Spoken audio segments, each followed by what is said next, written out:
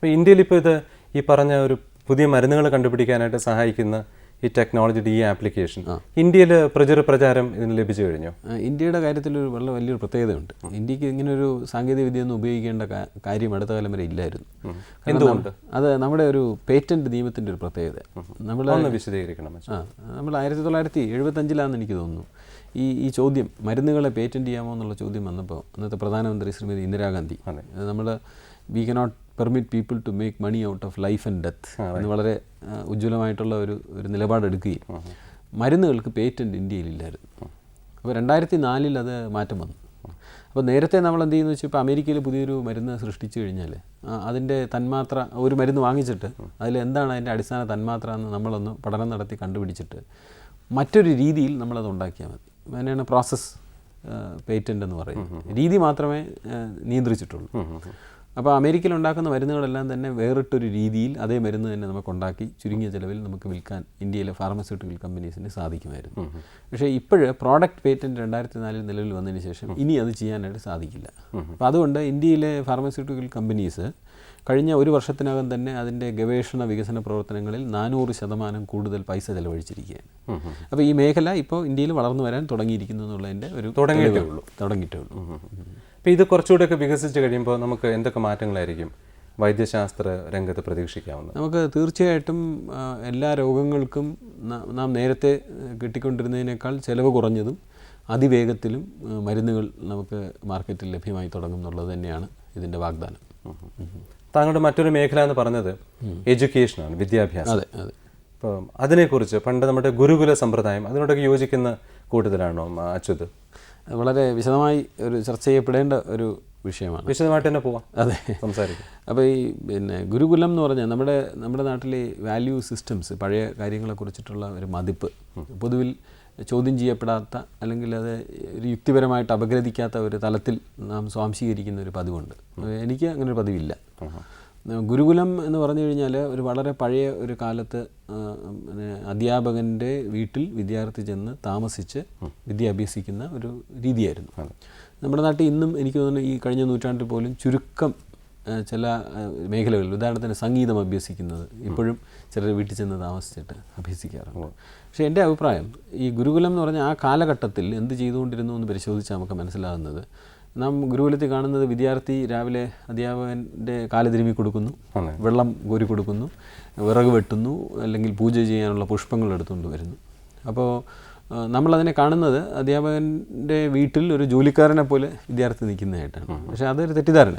ശരിക്കും അവിടെ സംഭവിക്കുന്ന അധ്യാപകൻ്റെ മകനും ഇതേ രീതിയിൽ തന്നെയാണ് പ്രവർത്തിക്കുന്നത്. അദ്ദേഹവും രാവിലെ വിറക് വെട്ടുകയും വെള്ളം കോരുകയൊക്കെ ചെയ്യുന്നുണ്ട്. അപ്പോൾ ഇതിനെ തത്വത്തിൽ നമ്മൾ മനസ്സിലാക്കേണ്ടത് അധ്യാപകൻ വിദ്യാർത്ഥിയെ ഒരു കുടുംബാംഗമായിട്ട് സ്വീകരിച്ചു എന്നുള്ളതാണ്. അതെ. അപ്പോൾ ഇന്ന് കുടുംബാംഗം എന്ന് പറഞ്ഞതിൻ്റെ ഒരു അർത്ഥം മാറിയിരിക്കുന്നു. എന്താണ് ഉദ്ദേശിക്കുന്നത്?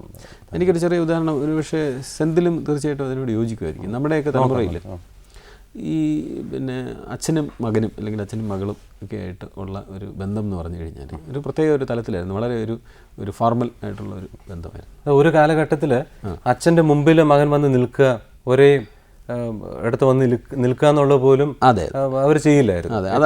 പുറകിൽ നിൽക്കുക, അതുപോലെ ഭാര്യ ഭർത്താക്കന്മാരും മറ്റും. അതെ അതെ, അത് തന്നെയാണ് ഉദ്ദേശിച്ചത്. അപ്പോൾ എൻ്റെ മുൻ തലമുറയിലാണെങ്കിൽ അച്ഛൻ്റെ മുന്നിൽ മകൻ വന്ന് ഇരിക്കുകയോ അല്ലെങ്കിൽ അവരിയ്ക്കുന്ന കസേരയിൽ തന്നെ ഇരിക്കാൻ ഒരിക്കലും ശ്രമിക്കുകയോ ചെയ്യാറില്ല. പക്ഷേ ഇന്നത്തെ തലമുറ മാറിയിരിക്കുന്നു. അപ്പോൾ എൻ്റെ മകള് ഞാൻ ഇരിക്കുന്ന കസേരയിൽ ഞാൻ വന്നിരിക്കാൻ പോകുന്നതിന് മുമ്പ് ഓടി വന്നിരിക്കുകയാണ് അവളുടെ ഒരു പ്രധാന. അതായത് അച്യുത് ഉദ്ദേശിക്കുന്ന ഇന്നത്തെ തലമുറയിൽ ഒരു കൂടുതലും ഒരു ഫ്രണ്ട്ഷിപ്പ് ഓറിയന്റഡ് ആയിട്ടുള്ള ഒരു ബന്ധമാണ് മാതാപിതാക്കളും കുട്ടികളും തമ്മിൽ. അത് ഈ കുടുംബം നല്ലൊരു കാര്യമായിട്ട് കരുതുന്നു. തീർച്ചയായിട്ടും.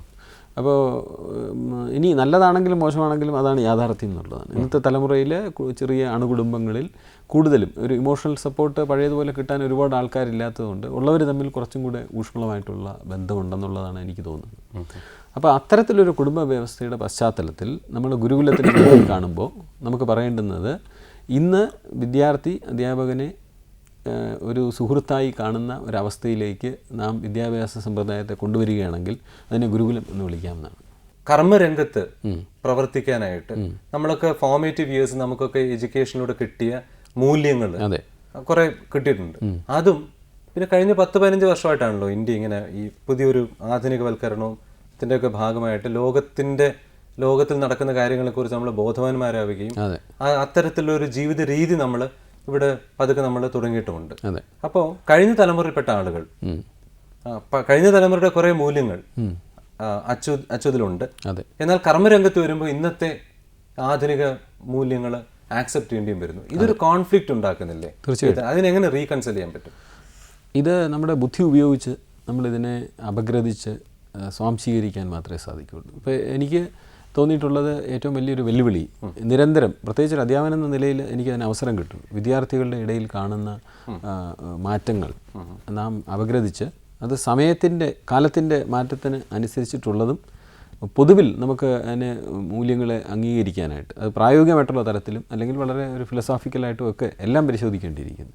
പരിശോധിച്ചതിന് ശേഷം നാം അതിനെ അംഗീകരിക്കേണ്ടിയിരിക്കുന്നു. ഇപ്പോൾ ഉദാഹരണത്തിന് ഒരു ചെറിയ ഉദാഹരണം, നമ്മുടെ തലമുറയിൽ നമ്മുടെ മാതൃഭാഷയെ വളരെയധികം ഒരു മലയാള തനിമ എന്ന് പറഞ്ഞ വാക്ക് തന്നെ ഒരു ഉദാഹരണം. നമ്മൾ വളരെ രസകരമായിട്ടൊരു ഇന്നിപ്പോൾ വളരെ ചർച്ച ചെയ്യപ്പെട്ടുകൊണ്ടിരിക്കുന്ന ഒരു വിഷയമാണ് ഭാഷയുടെ കാര്യം. അത് പറഞ്ഞു പോകാം. എനിക്ക് തോന്നുന്നു നമ്മുടെ യുവതലമുറയുടെ വലിയൊരു ഒരു ഒരു ഒരു കോൺഫ്ലിക്റ്റ് എന്താണെന്ന് വെച്ച് കഴിഞ്ഞാൽ, ഈ മലയാള തനിമ എന്ന് പറഞ്ഞാൽ ഇപ്പം നമ്മുടെ തലമുറയിലുള്ള അല്ലെങ്കിൽ നമുക്ക് മുന്നുള്ള തലമുറയിലുള്ള ആചാര്യന്മാരും അല്ലെങ്കിൽ സാംസ്കാരിക നായകന്മാരും എല്ലാം അവർക്ക് ഓതിക്കൊടുക്കുന്ന, നവംബർ 1-ാം തീയതി നമ്മൾ കൊട്ടിഘോഷിക്കുന്ന ഈ മലയാള തനിമ, കേരളപ്പിറവി ദിനം, അതെ, ഈ ആശയവും അല്ലെങ്കിൽ ഈ സങ്കല്പവും യഥാർത്ഥ ജീവിതത്തിൽ അവർക്ക് ആവശ്യമുള്ള കഴിവുകളുമായിട്ട് വലിയ ഒരു വൈരുദ്ധ്യമുണ്ട്. കാരണം ഇന്ന് ആഗോള ലോകത്തിന്, പ്രത്യേകിച്ച് നമ്മുടെ നാട്ടിൽ മലയാളികളായിട്ടുള്ള കുട്ടികൾക്ക് ആവശ്യമുള്ള ഭാഷാസിദ്ധിയുമായിട്ട് ഇത് തീർച്ചയായിട്ടും ഇത് നേരെ എതിരായിട്ട് നിൽക്കുകയാണ്. ഇതാണ് ഏറ്റവും വലിയ വെല്ലുവിളി എന്ന് തോന്നുന്നു. അപ്പോൾ ഒരിക്കലും നമുക്ക് നമ്മുടെ അമ്മ എന്തുകൊണ്ടാണ് എതിരായിട്ട് നിൽക്കുന്നതെന്ന് പറയുന്നത്?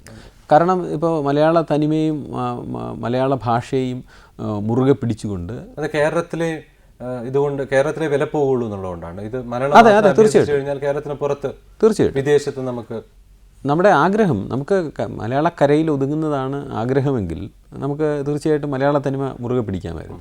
അപ്പോൾ നമ്മൾ ഭാഷയും സംസ്കാരത്തെയും മുറുകെ പിടിച്ചുകൊണ്ട് നമ്മുടെ സ്വപ്നങ്ങളെല്ലാം കടൽ കടന്നാണ്. അപ്പോൾ ഇത് രണ്ടും തമ്മിലുള്ളൊരു വൈരുദ്ധ്യമാണ് യുവതലമുറയ്ക്കുള്ളത്. അത് പ്രധാനമായിട്ടും എനിക്ക് തോന്നുന്നു അവരെ വെറുതെ വിടുകയാണെങ്കിൽ അവരത് അതിനുള്ള പരിഹാരം കണ്ടെത്തും. പക്ഷേ നമ്മുടെ സാംസ്കാരിക നായകന്മാർ നാം പറഞ്ഞു കൊടുക്കുന്നത് ശരിക്കും പറഞ്ഞാൽ അവരുടെ വയറ്റിപ്പഴപ്പിന് ദോഷം വരുന്ന രീതിയിലാണ് നാം മലയാള തനിമയെക്കുറിച്ച് അവർക്ക് പറഞ്ഞു കൊടുക്കുന്നത്. തീർച്ചയായിട്ടും ഞാൻ ഈ പറഞ്ഞത് പെട്ടെന്ന് തന്നെ എനിക്ക് പറയേണ്ടിയിരിക്കുന്നു. മലയാളത്തെ തള്ളിപ്പറയുന്ന ഒരു സ്വഭാവമല്ല ഞാൻ പറഞ്ഞത്. എനിക്ക് നേരെ തിരിച്ചാണ് പറയാനുള്ളത്. നാം മലയാളത്തെ അർത്ഥവത്തായ രീതിയിൽ സ്വാംശീകരിക്കുക. അത് സർക്കാരിൻ്റെ നിയമങ്ങളിലൂടെയോ തീരുമാനങ്ങളിലൂടെയോ അല്ല. നമ്മുടെ വ്യക്തിജീവിതത്തിൽ നാം നമ്മുടെ അമ്മയായിട്ട് കരുതുന്ന മലയാള ഭാഷയെ എങ്ങനെ സ്വാംശീകരിച്ചു എന്നുള്ളതിൽ മാത്രം അഭിമാനം കൊള്ളുക എന്നാണ് എനിക്ക് പറയാനുള്ളത്. അതുപോലെ തന്നെ ഇംഗ്ലീഷ് വിദ്യാഭ്യാസം, ഇംഗ്ലീഷാണല്ലോ ഇപ്പം ഇന്ന് ഒരു വേൾഡ് ലാംഗ്വേജ് ഭാഷ. അതെ, അതിനെക്കുറിച്ച്, അത് ആചരിക്കുന്നതിനെ കുറിച്ച് എനിക്ക് തോന്നുന്നു മലയാളത്തിനെ നാം അമ്മ, പെറ്റമ്മ എന്ന് വിളിക്കുന്നു ഭാഷയുടെ തലത്തിൽ. നാം പോറ്റമ്മയായിട്ട് ഇംഗ്ലീഷിനെ സ്വീകരിക്കണം എന്നാണ് എൻ്റെ അഭിപ്രായം. ഒരു ദുരഭിമാനവുമില്ലാതെ മലയാളത്തെ സ്നേഹിച്ചുകൊണ്ടും മലയാളത്തിനെ നമ്മൾ അതിൻ്റെ ആത്മാവ് തൊട്ടറിഞ്ഞുകൊണ്ടും നാം ഇംഗ്ലീഷിനെ സ്വീകരിച്ചേ സാധിക്കുകയുള്ളൂ.